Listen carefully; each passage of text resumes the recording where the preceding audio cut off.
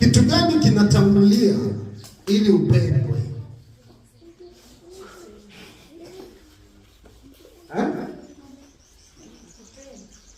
Yesu alitupenda kwanza tulipokuwa tungali wenye dhambi.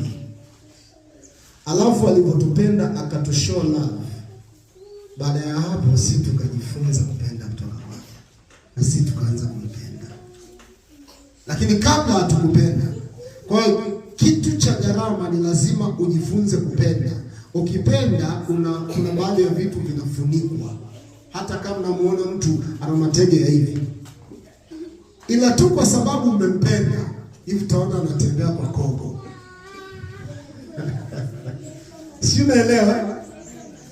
Yaani kupenda ni kitu kingine. Mtu anaweza kaa anatembea hivi. Lakini kwa sababu umempenda, hivi wewe uliyempenda, watu wanaona anatembea hivi, mbona yaani wewe unamuona bonge la mwendo, yaani jamani kama anatembea hivi. Kogo, wewe unaona kogo, wewe uone kama mlemavu. Kwa nini umempenda? Biblia inasema upendo usitiri wingi. Kwa kupenda kuna kufanya ufunike mabaya ya yule mtu, alafu uyaibue mazuri.